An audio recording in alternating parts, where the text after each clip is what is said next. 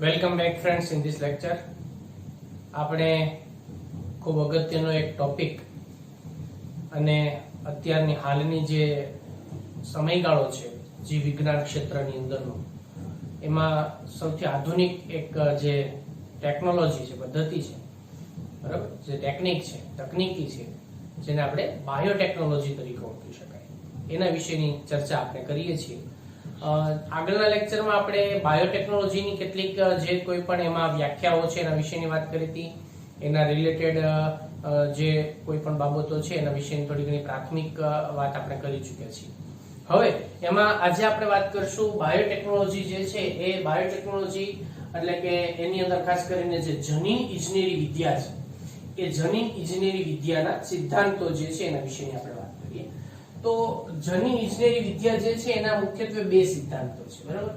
એટલે જેમાં મુખ્યત્વે બે સિદ્ધાંતો છે. એમાં આપણે જો એક સિદ્ધાંતની વાત કરીએ તો એને આપણે કહીએ છીએ જનીન ઇજનેરી વિદ્યા, બરાબર. જનીન ઇજનેરી વિદ્યા એનો એક સિદ્ધાંતમાંનો મુખ્ય સિદ્ધાંત છે જનીન ઇજનેરી વિદ્યા, જેને આપણે જીનેટિક એન્જિનિયરિંગ તરીકે પણ ઓળખવામાં આવે છે. જીનેટિક એન્જિનિયરિંગ, બરાબર. એટલે કે આની અંદર શું હોય કે જે કોઈ પણ આનુવંશિક જે જનીન દ્રવ્ય છે, ડીએનએ અને આરએનએ, એ ડીએનએ અને આરએનએ ની જે નાઇટ્રોજન બેઝ અથવા ન્યુક્લિયોટાઇડની જે ગોઠવણી હોય એની અંદર આપણે એના ક્રમમાં ફેરફાર કરીએ છીએ, અને ફેરફાર કરી અને એની મદદ વડે આપણે એની અંદરથી ઈચ્છિત જે કોઈ પણ જનીન દ્રવ્ય છે એનું નિર્માણ કરીએ છીએ. અને આ ઈચ્છિત જનીન દ્રવ્ય જેને આપણે એમાં રીકોમ્બિનન્ટ ડીએનએ તરીકે ઓળખી શકાય, અને પછી એને યજમાન કોષમાં દાખલ કરી અને એની મદદ વડે આપણે એના ઈચ્છિત લક્ષણો જે છે એ પ્રાપ્ત કરી શકાય છે. તો આ રીતે એની અંદર એને આપણે જનીન ઇજનેરી વિદ્યા તરીકે ઓળખવામાં આવશે. તો જનીન ઇજનેરી વિદ્યાની અંદર શું હોય છે? તો જનીન ઇજનેરી વિદ્યા છે, બરાબર, તેમાં જે કોઈ પણ આપણા આનુવંશિક જે જનીન દ્રવ્ય છે, બરાબર, આનુવંશિક જનીન દ્રવ્ય, તેમાં કોનો સમાવેશ થાય છે? તો એમાં સમાવેશ થાય છે ડીએનએ અને આરએનએ. એટલે ડીએનએ અને આરએનએ. હવે આ જે ડીએનએ અને આરએનએ છે તેમાં કેટલાક રાસાયણિક ફેરફાર આપણે કરીએ, બરાબર. એની જે રાસાયણિક ફેરફાર કરીએ. હવે રાસાયણિક ફેરફાર એટલે આપણે કોની વાત કરીએ છીએ? તો રાસાયણિક ફેરફાર એટલે એની અંદરનો જે નાઇટ્રોજન બેઝ છે, બરાબર, નાઇટ્રોજન બેઝ. નાઇટ્રોજન બેઝમાં કોનો સમાવેશ થાય? A, T, G, C અને U. આ બંનેની મેં વાત કરી છે, બરાબર. જેમાં ડીએનએ ની અંદર આપણને યુરેસિલ ન હોય, એવી રીતે આરએનએ ની અંદર થાઇમિન ન હોય, બરાબર. એટલે નાઇટ્રોજન બેઝ જે છે, નાઇટ્રોજન બેઝ ની અંદર આપણે એમાં રાસાયણિક ફેરફાર કરીએ છીએ, અને રાસાયણિક ફેરફાર દ્વારા એમાંથી જે કોઈ પણ ઈચ્છિત જે જનીન છે એ ઈચ્છિત જનીન એમાંથી મેળવી અને તેને યજમાનમાં દાખલ કરી, બરાબર. જે કોઈ પણ યજમાન છે એ યજમાનમાં દાખલ કરી અને જે કોઈ પણ માના બાહ્ય સ્વરૂપીય લક્ષણોમાં આપણે ફેરફાર કરી શકીએ છીએ, બરાબર. એટલે બાહ્ય જે કોઈ પણ સ્વરૂપીય લક્ષણો હોય, સ્વરૂપીય લક્ષણોમાં ફેરફાર કરી શકીએ છીએ, કરી શકાય. તો આ જે બાબત છે એને આપણે જનીન ઇજનેરી વિદ્યા તરીકે ઓળખવામાં આવે છે. હવે બીજી વાત જે છે એ છે જૈવ પ્રક્રિયા ઇજનેરી વિદ્યા. આ એની અંદરની બીજો સિદ્ધાંત જે છે એની અંદર જૈવ પ્રક્રિયાનો સમાવેશ થાય છે. તો જૈવ પ્રક્રિયા ઇજનેરી વિદ્યા, આનો સમાવેશ હવે એની અંદર પણ ઇજનેરી વિદ્યા, જે સામાન્ય રીતે આપણે એના મુખ્યત્વે મૂળભૂત રીતે બીજા સિદ્ધાંતની અંદર આપણે એમાં વાત કરીશું. તો જૈવ જે કોઈ પણ પ્રક્રિયા અને એની અંદરની ઇજનેરી વિદ્યા છે એની અંદર શું કરવામાં આવે છે? ઈચ્છિત સૂક્ષ્મજીવો જે છે, એ ઈચ્છિત સૂક્ષ્મજીવો જે છે એને આપણે એસેપ્ટિક કન્ડિશન એટલે કે યોગ્ય જંતુરહિત, બીજા અન્ય જંતુરહિત જે કોઈ પણ વાતાવરણ હોય અથવા તો પોષક માધ્યમ જે હોય યોગ્ય, એમાં એને ઉછેરવામાં આવે છે. અને એમાં ઉછેરી અને આપણે જે ઈચ્છિત જે આપણી નીપજ છે એના એ જંતુ જે કોઈ પણ એમાંની જંતુરહિત માધ્યમમાં જૈવ રાસાયણિક પ્રક્રિયા કરે એ જૈવ રાસાયણિક પ્રક્રિયાને પરિણામે એમાંથી નીપજ એનું નિર્માણની પ્રક્રિયા આપણને એમાંથી થતી જોવા મળે. એટલે ઈચ્છિત સૂક્ષ્મ જીવો કે પછી સુકોષ કેન્દ્રીય જે કોષો હોય, બરાબર, એમાં ઈચ્છિત સૂક્ષ્મ જીવો કે સુકોષ કેન્દ્રીય કોષોને બરાબર આપણે એમાં જે કોઈ પણ જંતુ રહિત જે પોષક માધ્યમ છે એ પોષક માધ્યમમાં ઉછેરી અને તેની જે પ્રક્રિયાઓ છે એ પ્રક્રિયા દ્વારા આપણે એમાંથી શું મેળવી શકાય? તો કે એન્ટીબાયોટિક્સ છે, જૈવ પ્રતિરોધક દ્રવ્ય છે, એન્ટીબાયોટિક્સ. આ ઉપરાંત એમાં વેક્સિન જે છે, અલગ અલગ પ્રકારની જે કોઈ પણ એમાંથી રસી આપણે મેળવી શકીએ છીએ. આ ઉપરાંત એમાં ઘણા બધા અલગ અલગ ઉત્સેચકો જે છે એ ઉત્સેચકો પણ મેળવી શકીએ છીએ. એટલે ઉત્સેચકો એમાંથી મેળવાય છે. તો આ રીતે જે કોઈ પણ એમાંની જે જનીન દ્રવ્ય જે છે એ જનીન દ્રવ્ય ની અંદર ફેરફાર કરીને આપણે મુખ્યત્વે એમાંથી પહેલા આપણે ઈચ્છિત જે ડીએનએ છે, ઈચ્છિત જનીન જે છે, બરાબર, એની આપણે તૈયારી કરી શકીએ, એમાં ફેરફાર આપણે કરી શકાય. અને બીજું જે છે એની અંદર એમાં સ્વરૂપીય લક્ષણો જે છે એની અંદર પણ આપણે એમાંથી બદલાવ જે છે એમાં એ લાવી શકાય છે. હવે જનીન ઇજનેરી વિદ્યા જે છે, જનીન ઇજનેરી વિદ્યાની અંદર આપણે સામાન્ય રીતે જે કોઈ પણ લિંગી કે અલિંગી પ્રજનન જે છે એનું આમાં શું મહત્વ આપણને જે થઈ શકતું જોવા મળતું હોય છે, તો એના વિશે પણ આપણે વાત કરીએ. તો જનીન ઇજનેરી વિદ્યાની અંદર જે લિંગી પ્રજનનની સાપેક્ષમાં અલિંગી પ્રજનનના ફાયદાઓ એની અંદર શું થતા જોવા મળતા હોય છે, બરાબર, એના વિશેની વાત કરીએ. ભાઈ લિંગી પ્રજનન અને તેને સાપેક્ષમાં અલિંગી પ્રજનન ના ફાયદા, બરાબર, આ બાબત જે છે એના વિષયમાં આપણે આગળ વાત કરીએ. અથવા તો પરંપરાગત જે કોઈ પણ સંકરણ છે એની કેટલીક મર્યાદાઓ જે છે એ કઈ પ્રકારની આપણને એની અંદરથી થતી જોવા મળતી હોય છે, તો એની જે પરંપરાગત જે મર્યાદાઓ છે, બરાબર, એના વિશે પણ આપણે એમાં ફેરફાર કરીએ. એટલે બીજી આપણે જો એની અંદર અથવા વાત કરીએ તો એમ પણ કહી શકાય છે કે જે કોઈ પણ પરંપરાગત જે એમાંની પદ્ધતિઓ છે સંકરણ માટે, પરંપરાગત સંકરણ પદ્ધતિ, એ પદ્ધતિમાં ક્ષતિ જે છે એ ક્ષતિઓ કેવી રીતે દૂર કરાય છે,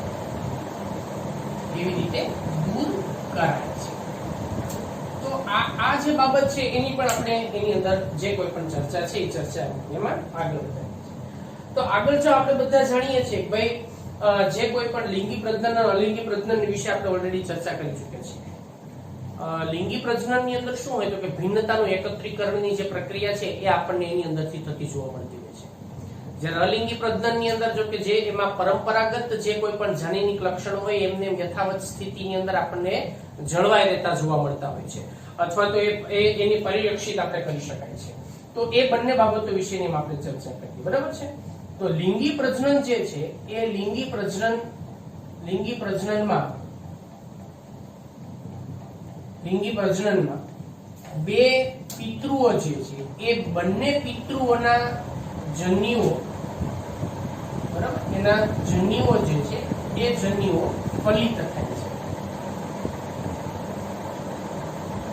જેથી તેમાં જે કોઈ પણ ભિન્નતા છે એ ભિન્નતાનું શું થાય છે તો કે એકત્રીકરણ થાય છે, ભિન્નતાનું એકત્રીકરણ થાય છે. એટલે આ જે છે લિંગી પ્રજનનની અંદર એટલે કે એની અંદર ભિન્નતાનું એકત્રીકરણ થાય અને ભિન્નતા માટેની જે તક છે, બરાબર, એમાં પૂરી પાડવામાં આવે છે. ભિન્નતા માટેની જે તક છે એ તક એની અંદર પૂરી પડાય છે. તો વ્યવસ્થિત સમજો, બહુ ઈઝી ટોપિક છે, બરાબર, કન્સેપ્ટ વાઇઝ આપણે સમજવાની જરૂર છે. અલિંગી પ્રજનનની અંદર શું હોય?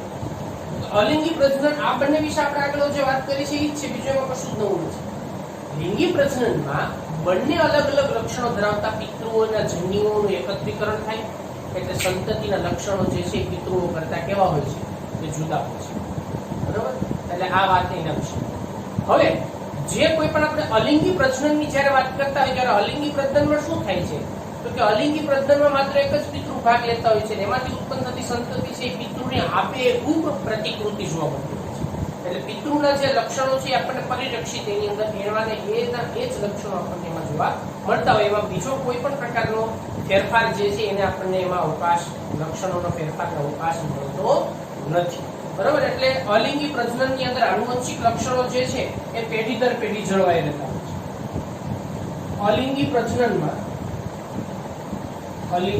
પ્રજનનમાં આનુવંશિક લક્ષણો એ પેઢી દર પેઢી જળવાઈ રહે છે. એટલે ટૂંકમાં એને પરિરક્ષિત કરી શકાય છે.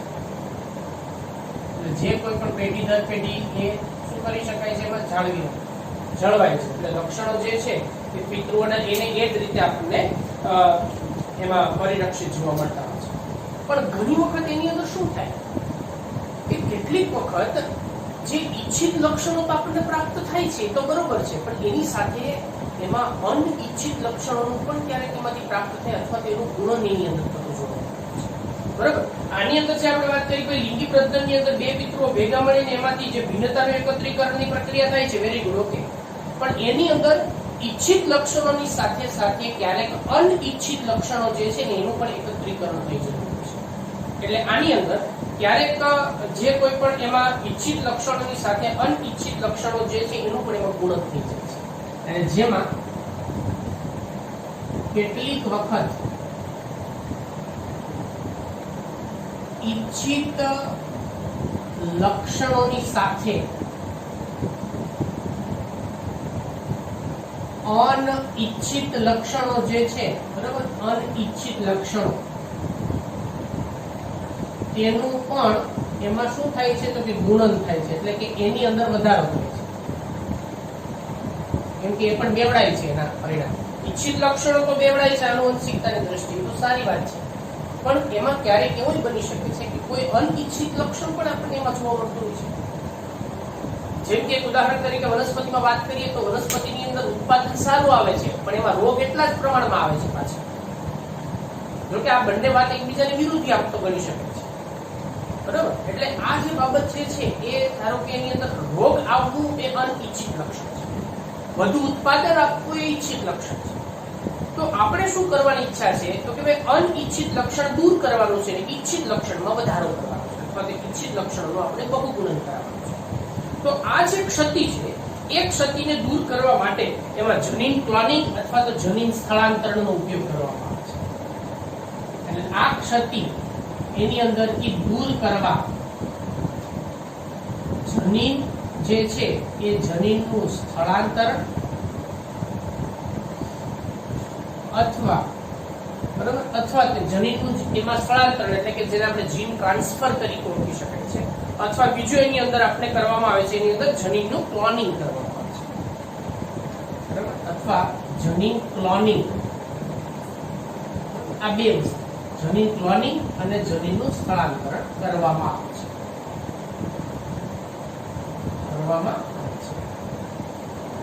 જેથી પુનઃ સંયોજિત ડીએનએ, બરાબર, જેને આપણે રીકોમ્બિનન્ટ ડીએનએ અથવા આરડીએનએ પ્રાપ્ત થાય છે. તો સમજો અહીંયા, બરાબર, જનીનો જે છે એની શું કરવામાં આવે છે તો કે ક્લોનિંગ અને એ એકથી બીજા જનીનોનું ટ્રાન્સફર કરવામાં આવે છે. એટલે ધારો કે આ એક જનીન જે છે એ આપણા એક ડીએનએ છે પ્લસ એ ઈચ્છિત લક્ષણો ધરાવતો આ એક ડીએનએ છે. આ ડીએનએ ને આપણે એ નામ આપીએ છીએ. આ એમાંનું આ એક બીજું ડીએનએ છે, બરાબર, આને આપણે બી નામ આપીએ છીએ. તો એ અને બી એટલે જનીન, એ જનીન જે છે કોના સાથે જોડાઈ ગયું છે, કોના ઉપર ટ્રાન્સફર થઈ ગયું છે તો બી ઉપર ટ્રાન્સફર થઈ ગયું છે. તો આની અંદર શું આપણને જોડાઈ ગયું છે તો કે એ અને બી બંને એમાંથી પ્રાપ્ત થાય છે. બરાબર? તો એની અંદર A પ્લસ B બંને જોવા મળે છે. આને આપણે શું કહેવાય તો કે RDNA. RDNA એટલે શું? રીકોમ્બિનન્ટ DNA. બરાબર? એને ગુજરાતીમાં શું કહેવાય? પુનઃ સંયોજિત DNA તરીકે ઓળખવામાં આવે છે. તો અહીંયા બે જનીનોનું એકબીજાની સાથેનું જોડાણ છે અને આ જોડાણ ઈચ્છિત લક્ષણો ધરાવતા જ જનીનોનું કરવામાં આવે છે, જેથી કરીને આપણે એમાંથી ઈચ્છિત લક્ષણો ધરાવતી જ જે જાતિ છે, સંતતિ છે, એ આપણને એમાંથી પ્રાપ્ત થઈ શકે છે. આપણે દૂર શું કરવાનું છે તો કે અનિચ્છિત લક્ષણો જે છે એને દૂર કરવાનું છે. આ દૂર કરવા માટે આ પદ્ધતિનો ઉપયોગ કરવામાં આવે છે. બરાબર? જેથી આપણે એ પદ્ધતિ જે છે એ પદ્ધતિ એની અંદર સૌથી વધારે માત્રાની અંદર આપણને એમાં ઈચ્છિત જનીનો એ સજીવની અંદર આપણને દાખલ થતા જોવા મળે છે. એટલે આ પ્રાપ્ત થાય છે જેને યોગ્ય અથવા તો ઈચ્છિત જે કોઈ પણ લક્ષ્ય સજીવ હોય, લક્ષ્ય સજીવ કે લક્ષ્ય કોષ, બરાબર, સજીવ હોય અથવા તો કોઈ કોષ હોય તેમાં દાખલ કરવામાં આવે છે. તેમાં દાખલ કરવામાં આવે છે. ચલો, આ તો શું થઈ ગયું કે આ જે A અને B જે બંને છે એને આપણે એક નવા કોષની અંદર અથવા તો કોઈ યજમાન સજીવમાં આપણે શું કરીએ છીએ એને દાખલ કરીએ છીએ. હવે ત્યાં દાખલ થયા પછી એનું શું? બરાબર? આપણે વાત જે કરીએ છીએ કે ભાઈ શા માટે વિદેશી જનીનના ટુકડા જે છે એને યજમાન કોષમાં આપણે દાખલ કરીએ પછીમાં ક્લોનિંગ કઈ રીતે આ બધું થશે? તો એની અંદર હવે આપણે એમાં આગળનો ટોપિક જે છે એની અંદર જો વાત કરીએ કે આમાં જે ઈચ્છિત જનીન, બરાબર, એ આપણે RDNA એ યજમાન કોષમાં દાખલ થાય પછી શું? પછી એનું શું થાય છે? પછી એનું ભવિષ્ય શું છે? એટલે કે એમાં પછી કઈ પ્રક્રિયા આપણને આગળ થતી જોવા મળતી છે? તો એના વિશેની જે એક વસ્તુ યાદ રાખે, કોઈ પણ વિદેશી DNA, બરાબર, એ DNA ના ટુકડાને આપણે કોઈ પણ વિજાતીય સજીવમાં દાખલ કરવામાં આવે ત્યારે એ DNA ક્યારેય પણ અથવા તો એ જનીન જે છે એ જનીન ક્યારેય આપોઆપ સ્વયં જનન પામી શકતો નથી. યાદ રાખજો ખાસ આ બાબત. બરાબર? કે આપણે કોઈ પણ RDNA ને અન્ય જાતિમાં એટલે કે વિજાતીય સજીવમાં દાખલ કરવામાં આવે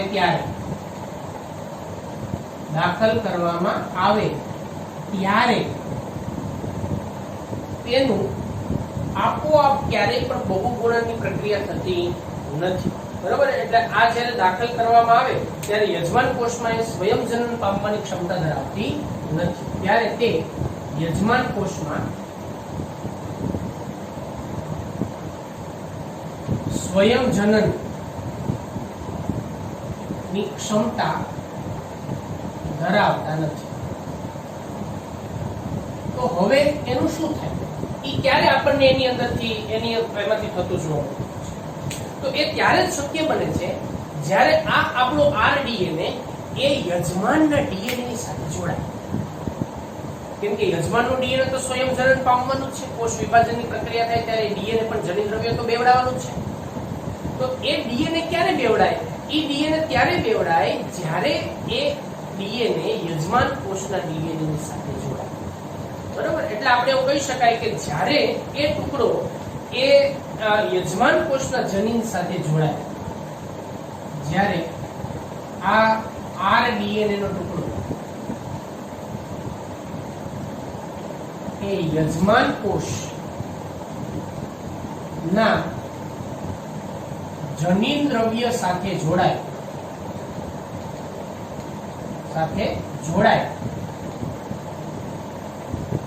ત્યારે હવે જો સમજો, ઈચ્છિત DNA નો ટુકડો, બરાબર, આ યજમાન DNA,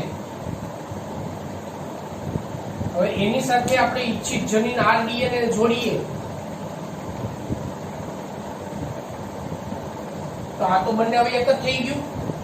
ત્યારે એ RDNA એના જનીન દ્રવ્ય તરીકે વર્તવા મળે છે.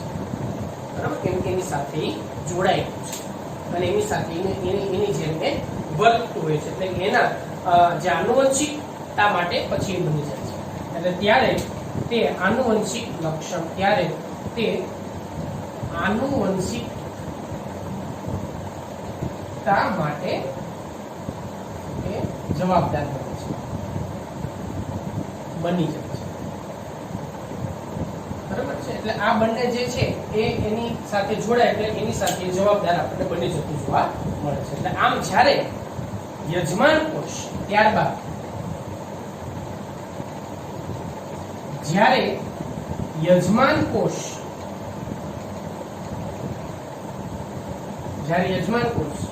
સ્વયં જનન પામે, યજમાન કોષમાં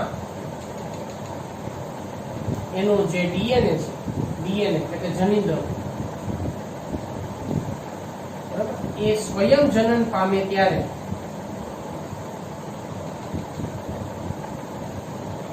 ચોક્કસ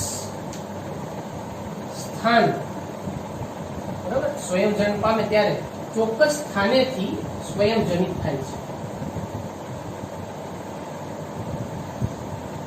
સ્વયં જનિત થાય છે, જેને શું કહે છે આપણે ઓરિજિન ઓફ રેપ્લિકેશન, એટલે કે સ્વયં જનન ની શરૂઆતનું સ્થાન કહીએ છીએ, બરાબર. એટલે સ્વયં જનનની શરૂઆત થઈ ગઈ. હવે ધીમે ધીમે આ સ્વયં જનનની શરૂઆત થઈ ગયા પછી વિદેશી જનીનનો જે ટુકડો છે એ સજીવની આપ મેળે એ સજીવમાં સ્વયં જનિત થતો જોવા મળે છે, બરાબર. એટલે આમ જે આપણે વિદેશી ડીએનએ, આરડીએનએ, જે વિદેશી ડીએનએ આપણે કહીએ છીએ, તે યજમાન કોષમાં આપોઆપ